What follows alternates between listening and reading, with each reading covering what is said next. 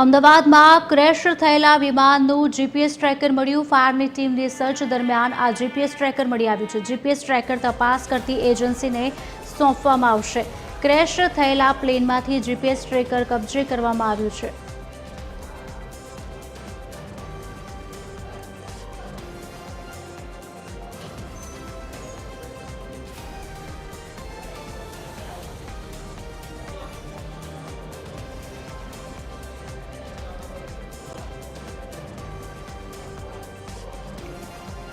Aircraft accident investigation બ્યુરોનું સત્તાવાર નિવેદન સામે આવ્યું છે. તપાસ ટીમને ડિજિટલ ફ્લાઇટ ડેટા રેકોર્ડર મળ્યું છે.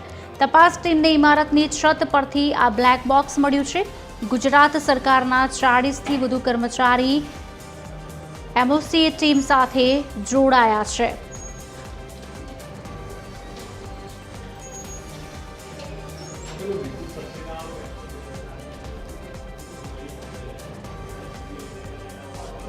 आज अंगे विगत आपसे हमारा संवाददाता भावेश राजपूत हमारे साथ लाइव जुड़े चुक्या है.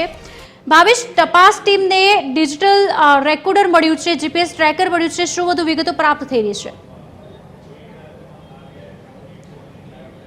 ખુશાલી, અમદાવાદમાં જે રીતે ગઈકાલે વિમાન ક્રેશ થયો અને જોતજોતામાં અનેક લોકોના કરુણ મોત થયા, આ ઘટના બાદ હવે એક બાદ એક તપાસ એજન્સીઓ કામગીરીમાં જોડાઈ છે.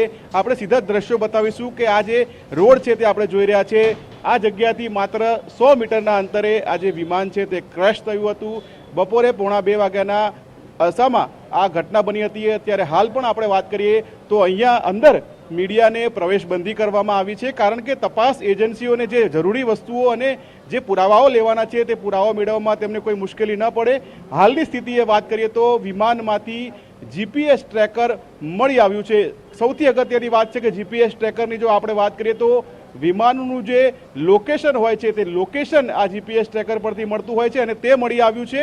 હજુ પણ આપણે વાત કરીએ તો એનડીઆરએફની 3 અલગ અલગ ટીમો, જેમાં એક ટીમમાં 25 જેટલા સભ્યો છે, તેવી 3 ટીમો સતત કાટમાળને ખસેડી રહી છે. એક બાદ એક જે વસ્તુઓ છે તેને રિકવર કરવાની કામગીરી કરી રહી છે. બ્લેક બોક્સ ખૂબ જ મહત્વનું હોય છે, ત્યારે તે જ્યારે મળશે તેની જે તપાસ થશે તેમાં અનેક ખુલાસા થશે. આ જે રોડ છે તે રોડ અત્યારે સામાન્ય લોકો માટે કે પછી મીડિયા માટે કે અનેક લોકો માટે બંધ કરી દેવામાં આવ્યો છે અને હવે જે રીતે તપાસ ચાલી રહી છે ત્યારે આગામી કલાકોમાં કદાચ આપણને હજુ પણ નવા સમાચારો મળશે. મૃતદેહ તો હવે અહીંયાથી તમામ લઈ જવામાં આવ્યા છે, પરંતુ જે એજન્સીઓ જે વસ્તુની શોધખોળ કરી રહી છે તે બ્લેક બોક્સ છે. તે બ્લેક બોક્સમાં શું ખુલાસા થાય છે, કારણ કે પાયલોટે છેલ્લે મેડે કરીને જે કોલ સાઇન આપ્યો હતો તે કોલ સાઇનનો મતલબ થાય છે કે લાઈફ થ્રેટનેડ, એટલે કે જીવનું જોખમ છે. હવે આ તપાસમાં એજન્સીઓને શું શું વસ્તુઓ મળે છે તે આવનાર સમયમાં સામે આવશે. ખુશાલી. જી ભાવેશ, આભાર સમગ્ર માહિતી આપવા બદલ. વધુ માહિતી આપની પાસેથી લેતા રહીશું. તો તપાસ ટીમને ડિજિટલ ફ્લાઇટ ડેટા રેકોર્ડર પણ મળી આવ્યું છે અને આ જ અંગે વધુ વાતચીત કરશે અમારી સાથે એવિએશન એક્સપર્ટ વિપુલ સક્સેના અમારી સાથે જોડાયા છે. સર, આપ ટીવી 13 સાથે હાલ વાત કરી રહ્યા છો. જાણવા માંગીશું કે ટેકનિકલી આ શું હોઈ શકે છે અને આગળ કયા પ્રકારની કાર્યવાહી થઈ શકે છે, કારણ કે ડેટા આ જે રેકોર્ડર છે કેટલું મહત્વ ધરાવતું હોય છે? मैडम थोड़ा हिंदी में बोलेंगे तो ठीक रहेगा मैडम. जी जी सर आप अभी टीवी 13 से बात कर रहे हैं. जानना चाहेंगे कि ये जो ब्लैक बॉक्स होता है, डेटा रिकॉर्डर होता है, कैसे काम करता है और कितना महत्व लगा रहता है इसका? जो फ्लाइट डेटा रिकॉर्डर्स को डीएमडीआर बोलते हैं, इसमें 2 पार्ट होते हैं. एक जो पार्ट होता है वो जो है जितने भी हमारे इंजन के पैरामीटर्स हैं, फ्यूल के पैरामीटर्स हैं या जो कंट्रोल यूज हो रहा है उसके पैरामीटर्स हैं, वो सबको पूरा हर सेकंड में वो रिकॉर्ड करता है.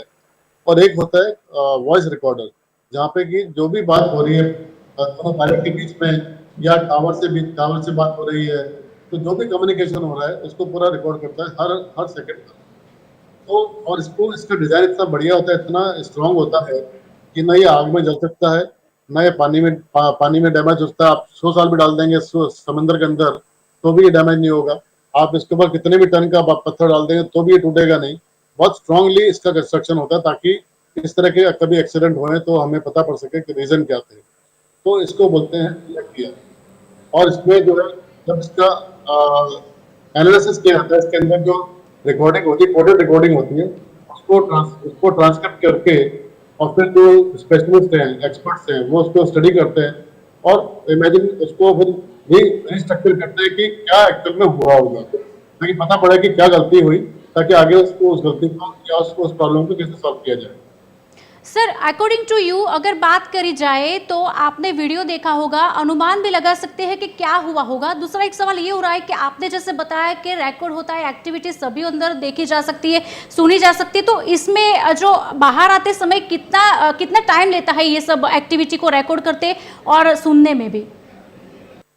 जी, इसको डिकोड करने के लिए मशीनरी होती है और इसमें इतना बड़ा डेटा होता है कि उसको डिकोड करने के लिए टाइम लगता है और उसमें भी काफी क्वालिटी चेक होते हैं, काफी फिल्टर्स होते हैं, तो उसमें काफी टाइम लगता है। और जब तक कि उसका वेरिफिकेशन नहीं हो जाए कि ये तो पूरी रिपोर्ट आ गई, उसमें कोई भी डेटा छूटा नहीं है, तो उसका पूरा एक ऑडिट सिस्टम है, उसके बाद ही इस रिपोर्ट को जो है एनालिसिस किया जाता है।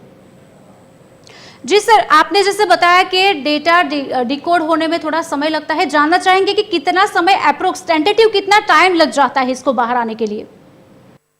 मैडम ये एक टाइम मैं बता नहीं पाऊंगा, क्योंकि ये सब चीजें टेक्निकल चीजें होती हैं। जैसे मैंने कहा कि इसको डिकोड करने के बाद पूरा डेटा चेक होता है कि इसमें सारा डेटा आ गया नहीं आया, सही डेटा आया नहीं आया, वेरिफिकेशन होता है, कई चीजें होती हैं, तो उसमें कितना टाइम प्रोसीजर क्या लगता होता है? डिकोड का जो प्रोसीजर होता है वो प्रोसीजर क्या होता है?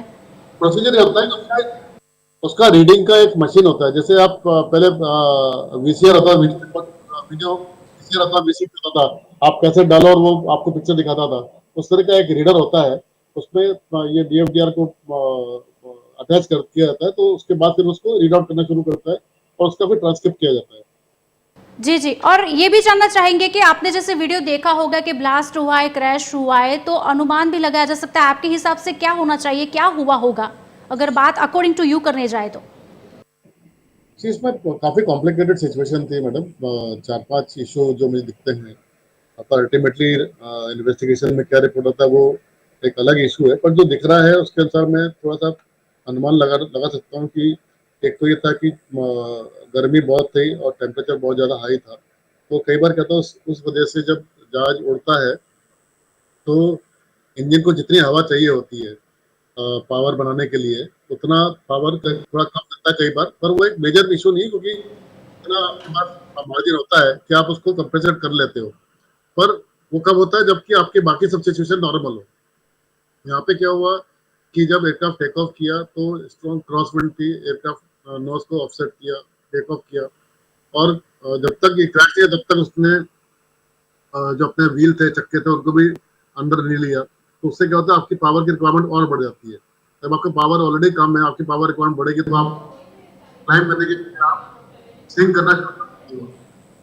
ठीक है, अब उस समय आप देखें जब नॉर्मली अगर जहाज क्रैश होता है तो वो लेवल पे होएगा या नोज डाउन में होएगा, ये टेक ऑफ के एल्टीट्यूड में क्रैश हुआ है।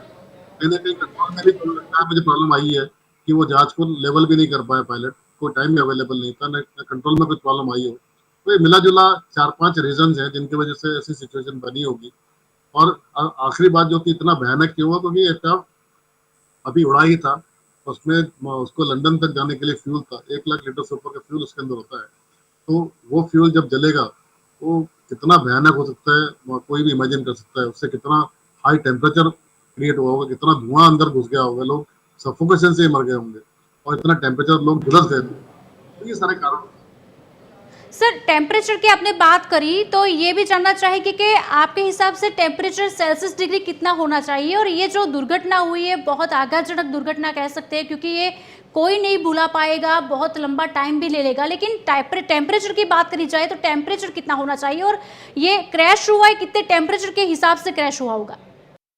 मैडम ये जो फ्यूल था, इस फ्यूल को जब जलता है ये, तो उसमें 1000 डिग्री से ऊपर भी टेम्परेचर जाता है। ये सब सिचुएशन है कितना टेम्परेचर हुआ होगा, तो बहुत हाई टेम्परेचर जिसमें कोई बॉडी सस्टेन नहीं कर पाएगी। इतना टेम्परेचर आप देखिए, जिस तरह की खबरें आ रही है कि कोई आदमी पहचान नहीं पा रहे कि कौन कौन सी बॉडी किसकी है, तो आप समझ सकते हैं कि जो अपना इलेक्ट्रिकल मोर्चरी होती है वहां पे भी आपको 2 घंटा लगता है बॉडी को जलाने में, यहाँ तो 40 मिनट के अंदर सब कुछ हो गया। सर, एक सवाल ये भी हो रहा है कि जब हम एयरक्राफ्ट को लोगों के लिए बाहर रखते हैं तो उसका जो क्लियरेंस होता है वो क्लियरेंस क्या होना चाहिए, क्या पैरामीटर्स होने चाहिए? क्योंकि ये जो प्लान क्रैश हुआ है उसके पीछे बहुत सारी बातें भी बाहर आ चुकी है या बहुत सारी बातें भी हो रही है, उसमें हम नहीं पढ़ना चाहेंगे, लेकिन वो बात क्लियर करना चाहेंगे कि कौन कौन से क्लियरेंस लेने पड़ते हैं और क्या क्या सिक्योरिटी चेक करनी पड़ती हो और कितना टाइम के कौन से प्रोसीजर के बाद में ये एयरक्राफ्ट लोगों के लिए रखा जाता है। बाहर गांव से आता है कि जैसे जहाज दिल्ली से आया था, तो इसके पहले कि उसमें दोबारा से नए पैसेंजर डाले जाएं, पहले खाली किया जाता है, फिर 45 मिनट तक इसका पूरा चेकिंग होता है। ओके, टेक्निकल चेकिंग होता है, फ्यूल चेक होता है, टायर प्रेशर चेक होता है, इलेक्ट्रिकल सिस्टम चेक होते हैं, सारे कंट्रोल चेक होते हैं, सारा जो आपके कम्युनिकेशन इक्विपमेंट वो चेक होते हैं, जितने भी आपके विंग्स वगैरह है वो सारे चेक होते हैं। उसके बाद ही जो है ये पायलट को ऑफर किया था कि एयरक्राफ्ट इंजीनियर साइन करके देता है कि आप अभी एयरक्राफ्ट फिट है, टेक्निकली फिट है। फिर पायलट खुद भी चेक करता है, पूरा घूम के जाता है सब जगह कि भाई सब कुछ ठीक, तो जो दिख रहा है वो सब ठीक है कि नहीं है। फिर वो दोनों पायलट बैठ के अंदर सारे कंट्रोल चेक करते हैं, कम्युनिकेशन चेक करते हैं। उसके पहले फिर पूरा प्रोटोकॉल लेट डाउन है मैडम कि आप इंजन स्टार्ट करने पहले क्या क्या चेक करेंगे, और दोनों पायलट चेक करते हैं। फिर आप टैक्सी करेंगे उसके पहले क्या चेक करना है आपको, वो सब चेक होते हैं। फिर टेक ऑफ करने के पहले आप क्या चेक करें, वो सारे चेक होते हैं। तो 4-5 स्टेजेस का प्रोटोकॉल होता है, उसके बाद एयरक्राफ्ट टेक ऑफ करता है। जी सर, शुक्रिया ટીવી 13 से बातचीत करने के लिए, धन्यवाद आपका। तो आपे સાંભળ્યું કે જે રીતે એવિએશન એક્સપર્ટ જોડાયા હતા, ટીવી 13 સાથે તેમણે વાતચીત કરી હતી। એવિએશનમાં એરક્રાફ્ટ જ્યારે લોકો પાસે મૂકવામાં આવે છે તો ખાસ કરીને કયા પ્રકારની ક્લિયરન્સની જરૂર હોતી હોય છે, સિક્યોરિટી કેવી રીતે ચેક થતી હોય છે, તે તમામની માહિતી આપી। સાથે જ બ્લેક બોક્સ શું હોય છે તે પણ કહ્યું અને ડેટા રેકોર્ડર કેવી રીતે કામ કરે છે અને કેટલો સમય લઈ લેતો હોય છે તે પણ વાત કરી।